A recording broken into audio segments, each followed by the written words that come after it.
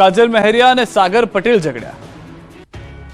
Gujarati સિંગરના performance કરતા અત્યારે તેમના વિવાદની ચર્ચા થઈ રહી છે। હજુ તો દેવાયત કવડ અને બ્રિજરાજ ગઢવીનો વિવાદ જ ભડકે બળી રહ્યો છે, ત્યાં હવે કાજલ મહેરિયા અને સાગર પટેલના વિવાદનો જ્વાળામુખી ફાટ્યો છે।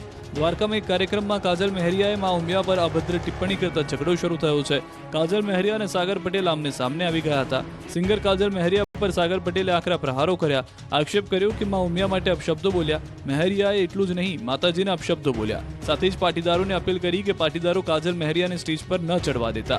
આ મુદ્દે કાજલ મહેરિયાએ સાગરના આક્ષેપોને ફગાવ્યા, સાગર પટેલના આરોપો નકાર્યા। ખુલાસો કરતા કહ્યું કે આ વાત સાબિત કરો તે ગાવાનું છોડી દેશે।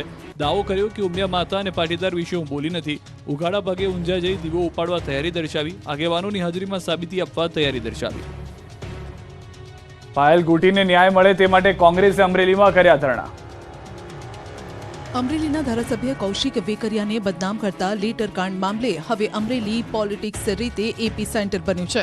ધારાસભ્ય કૌશિક વેકરિયા અને જિલ્લા પોલીસ વડાને અલ્ટિમેટમ આપ્યા બાદ પરેશ ધાનાણી આજથી 24 કલાક માટે નારી સ્વાભિમાન આંદોલન પર બેઠા છે।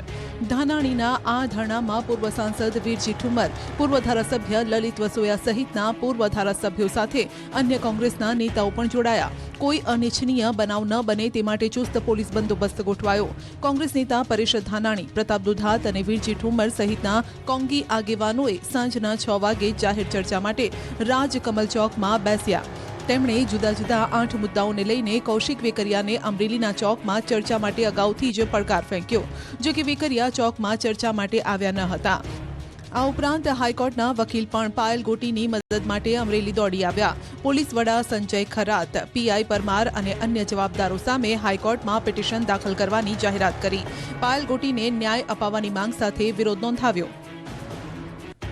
બાળકો સ્માર્ટફોન અને સોશિયલ મીડિયાનો ઉપયોગ નહીં કરી શકે। જી હા, સોશિયલ મીડિયા અને સ્માર્ટફોનની નકારાત્મક અસરોથી દૂર રહે તે માટે શિક્ષકો અને વાલીઓ અને બાળકો માટે રાજ્ય સરકાર ગાઈડલાઈન જાહેર કરશે।